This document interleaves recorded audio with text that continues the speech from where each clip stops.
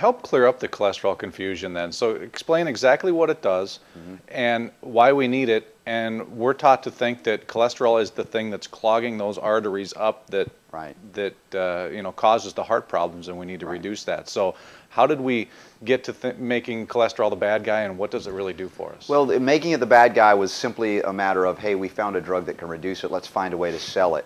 Let's make cholesterol a villain. And of course, God created us all. God created cholesterol too.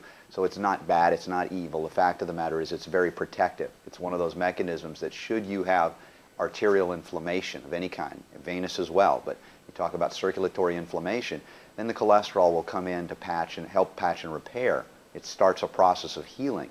Now, if you are unaware of the process of inflammation and what really causes it, you'll continue to live a lifestyle that will precipitate this inflammation long term, which will precipitate continual patching and repairing. And so they come in at the end stage and say, oh my gosh, look at those arteries, they're so clogged up. Oh, what is it? Oh, there's some cholesterol there. Oh, it must be the cause. Never realizing that the cholesterol saved your life. In fact, you wouldn't be alive today if you hadn't had that patching and repairing occur. You would have an unannounced, if you will, internal bleed, a rupture, a breach of an artery or a vein, something that you would not have a sensation for, and you would die maybe even in your sleep. So the reality is the cholesterol is so vitally necessary to keep us alive in the case of inflammation that is occurring within the arterial system. Now, when they talk about inflammation or end-stage issues, you'll also hear about calcification, coronary calcification. They didn't say cholesterolification, they said calcification. So what is this, calcium deposits on the arteries? What is that? And so they continue to persist, the medical doctors, to tell women, particularly of age, to say, hey, keep taking that calcium, lots of calcium. They're still pushing chalk, calcium carbonate in a lot of cases. Now, some have woken up to see different forms of calcium, but calcium is a macro mineral. It's very easy to get in the diet and through supplementation.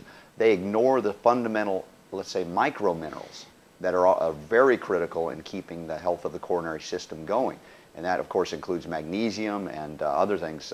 The same things that work with the skeletal system, believe it or not, will work for the coronary system. Now, one of the most important trace elements for the vascular system as well as all connective tissue is, in fact, silicon or silica. Now, a lot of people take horsetail extract when they become aware of it and say, hey, I want strong skin and hair and nails, not realizing how deeply important silica is for the entire connective tissue of the body and the nervous system. And this is interesting because with the cholesterol, if you lower cholesterol, you are going to harm your nerves, your brain, because it needs this cholesterol, this fat layer, the myelin sheath, the insulation of the nerve, in order to function properly. Again, this is where we see cholesterol-lowering drug inducing Alzheimer's disease. So that's why I say, again, if you want Alzheimer's, let's say, take lots of flu shots and take lots of cholesterol-lowering medications. You will guarantee a future that you won't remember anything. So getting our cholesterol tested is one of the most common tests at the doctor's office. Does it mean anything? Do those numbers mean anything? Do we need to know any certain number there? To me as a homeopath, not really. I mean, it would indicate if there is something abnormally high or low. Let's just say you were tracking it for years just to see a baseline in you. If it went to an extreme, it would tell me more about the health of your liver or the lack of the health of your liver than anything else it would tell me. It wouldn't say you're definitely going to have a heart attack. It would say, hey, there's something going wrong because cholesterol is produced primarily in the liver. In fact, dietary cholesterol impacts cholesterol levels only minimally. There is some level of a feedback loop, but let's say you eat lots of eggs with lots of yolk and lots of cholesterol. It's not going to give you a heart attack. It's very good for you. But the reality is if you want to, let's say it's hypercholesterolemia, that's an issue when it's extremely high. That tells me your liver is dysfunctioning. We need to look at that, not at the end stage potential of heart disease, because there are a lot of other problems that can get you before that happens.